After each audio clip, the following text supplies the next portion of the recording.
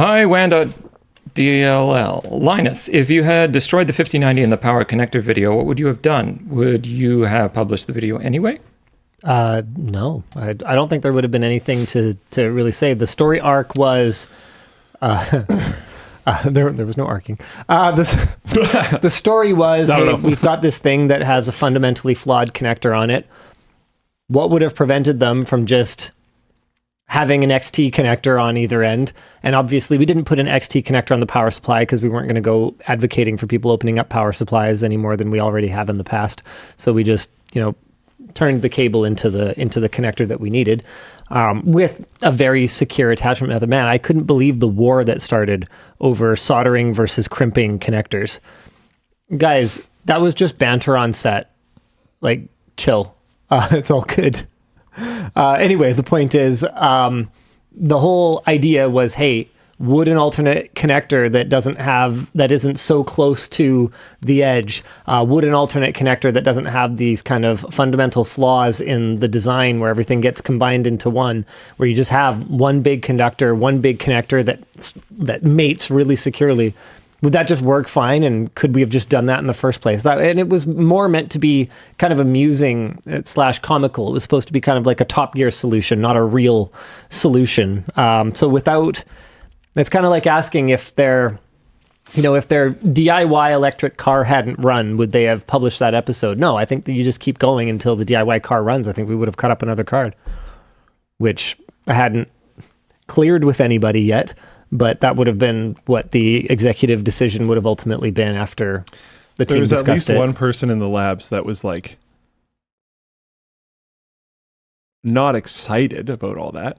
Nick, we have a limited amount of 5090s. Sorry, Nick. And we need like a lot more. Sorry, Nick. By the way. Sorry, Nick. Like so many more. My apologies to Nick. We're talking about expanding the benches, so we have more test benches. Look, how do I say this without it reflecting poorly on previous leadership? You say I don't know afterwards. Right.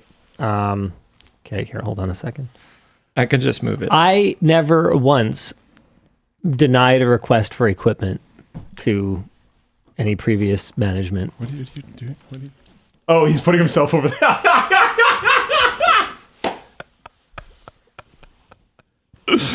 Oh my goodness.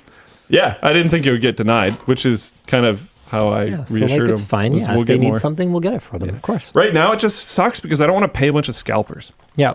So I want to buy the cards like legitimately, and that's just hard to do right now. Like the whole thing, we'll replace it. Linus is cheap and won't spend money on his business thing or whatever, came out of the Billet Labs thing, right? Which never had anything to do with the dollar value. That dollar value was just a number I threw out. Yes. And my whole point... But it was an expense. My whole point was that it just wasn't the point. Yeah, it's just worded in a way... I get it. You had to add the thing. Yeah, but it's not on my side right now. Yeah. Okay, move it over here. Yeah, there you go. Okay, there you go. So my whole thing there was just that you're basically asking me for the fuel economy of a concept car that, is upside, where the passengers or the driver's seat is upside down. Like, who cares? Nice. It was not going to impact ultimately anyone's decision to buy this product. It was not going to impact its viability in the market. And I ended up being right. That product got one limited production run and was never restocked once. It's not a real product. It was never a real product. They didn't seem to know that. But they figured it out eventually. It's not a real product. It has no viable market. And I understand why people were upset at what they felt was a lack of due diligence. But my point always was, even if it performs exactly like the manufacturer says, it's just though it's not relevant. You worded it. I know. Yeah. No, because the way I worded it was, I'm not going to spend some dollar value, I forget what it was, on testing this thing when it doesn't matter. Yeah. And people latched on to that dollar value as though that was the thing that mattered. Bad wording. Yeah. I spend $500 on this business without even, in fact, without even approving it. Like, what's your manager approval limit? It's actually like, I think it's low. What is it? 2,000. Yeah. So literally. There's a funny loophole though. Literally. I don't even have, this I do know. Literally, I do not even have to be involved in a decision to spend $500. I literally won't even know. It is utterly meaningless. The point... Terren doesn't even have to be The involved. point of that amount of money, the point of me throwing out that amount was to demonstrate that I wouldn't spend anything to test it. It wasn't about the value. It wasn't about that at all. It wasn't about the money. You know that I've had to seek approval to save money before? Because there was a monthly subscription, and I was like, we could move it to the yearly subscription and we'll save like 20% or something. But by moving it to the yearly subscription, it went above your approval limit. Yeah. So I had to that actually does make sense. Because from a cash flow standpoint, in a business that was like managed on the edge, I just think it's funny. We can afford an annual subscription, and we typically tend to do that. I just think it's funny. Okay. I also think it's funny that I sometimes have to like waste Terren's time by asking for approval to like buy power supplies for a channel that has to test power supplies all the time. Oh yeah, why do you have to do that? Because sometimes we buy a batch of power supplies that's more than $2,000. Got it. Okay, yeah, fine, yeah. It's fine. Is there anyone other than Terren that can approve more than $2,000? I don't think so. I mean, I don't know. I'm not on accounting or whatever, but I don't think so. I did that process this week. I believe it's Linus, Yvonne, and Terren. Or the above 2,000. Yeah, I mean, that makes sense. What's my limit? I was going to say, do you have to ask yourself what happens in that scenario? I don't know. I don't. I want to know what my approval limit is. If you tell me, I'll put it in our system like right now and then automate that. Yeah, because oh man, I'm so excited for that, man. I'm so excited. I don't want to use a stupid form thing anymore. I was gushing about it to Sammy. We did the Dan Daly's thing, and I ended up talking about it for 20 minutes. And he's like, this should be another video. Can you shut up? So good. Yeah. Hey, man. Hey, boss, you're live on the WAN show. Hi. Hi.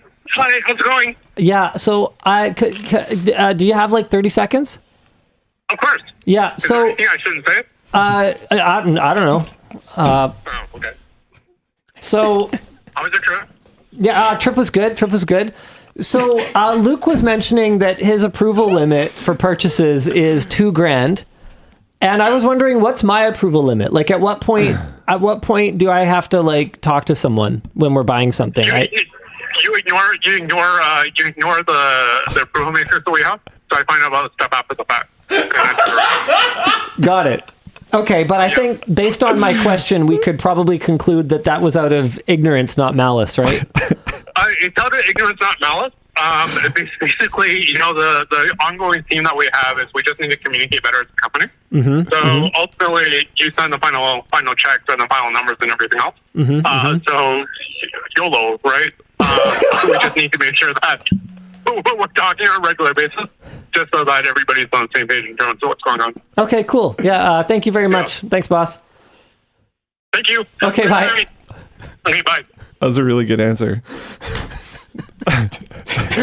So basically, you don't have an approval limit, just everyone has to work around you. Okay, I mean, that's the way it's always been. Yes.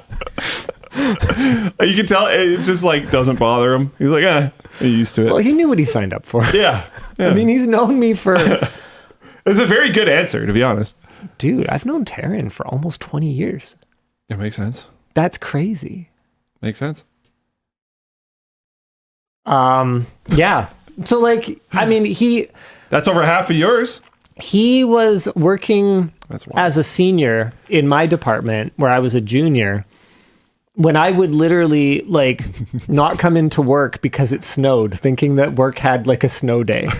Like to give you some idea of the level of greenness that I had when I joined the industry, when I joined the workforce. Essentially, Terren was there, and then he was my boss a couple years later. It's like, what's that? Geico or whatever. What's that like insurance company? So and so was there. Oh yeah, I'm not sure. Tagline?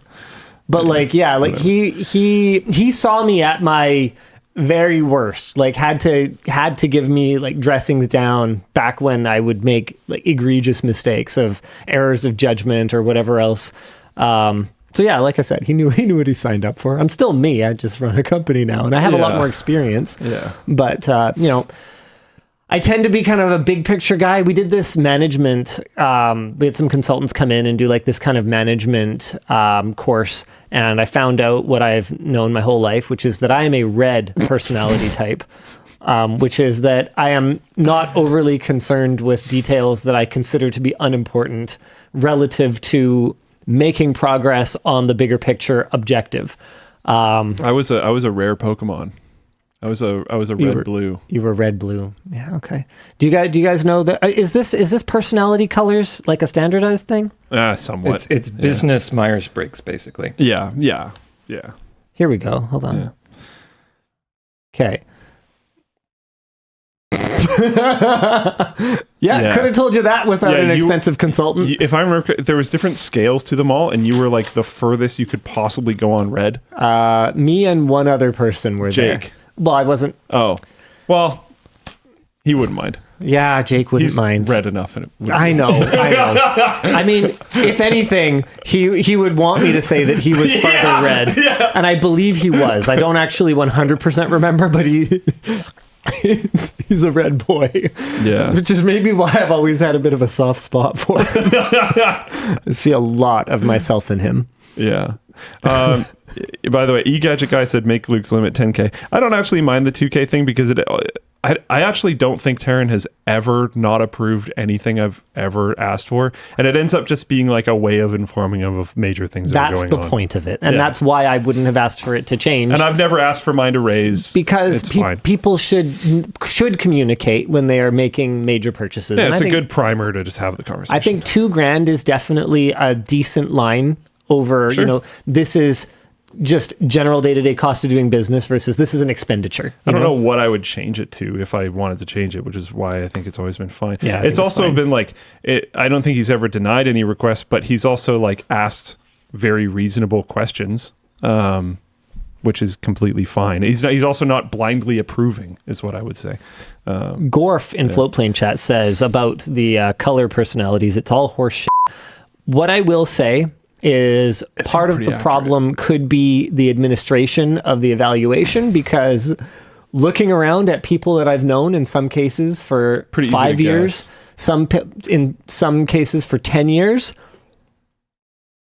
Yeah. Seems about right.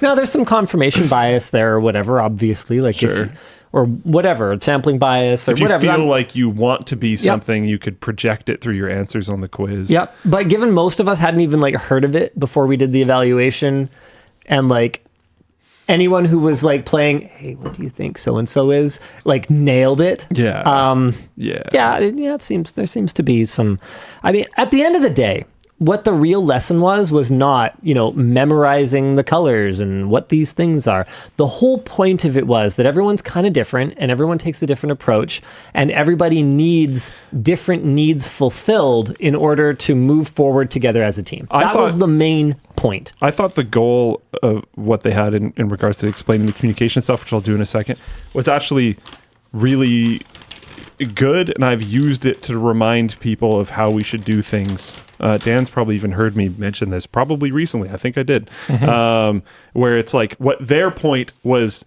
not so much necessarily to self-identify what you were, but to make educated guesses about what other people might be and tune your communication style to it. Like they explained to like the people in the blue category, give them lots of information and good documentation and like resources, hand it to them and they'll be happy. And don't be super casual about it. Because they might treat that as you're not taking it seriously. Yes. But red side, don't waste my time. Give them the really important information they need and then and then go away. Yes. And it's like, and then go do it. Yeah. Right? Because nothing else really matters. Like, are we getting it done or not? I don't need a spreadsheet. I need action. Red. And that was my leadership style for a very long time. That doesn't mean that I'm not capable of communicating with people across the entire color spectrum or whatever.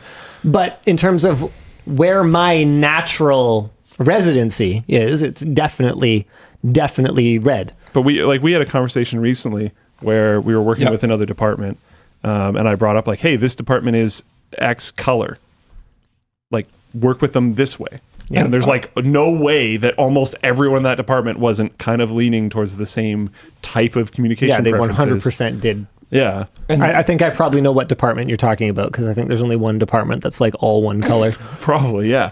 And did it help? yeah, so looking back on after like going back on conversations that I've had with either like executive teams or other teams, like I think Luke and I are quite aligned.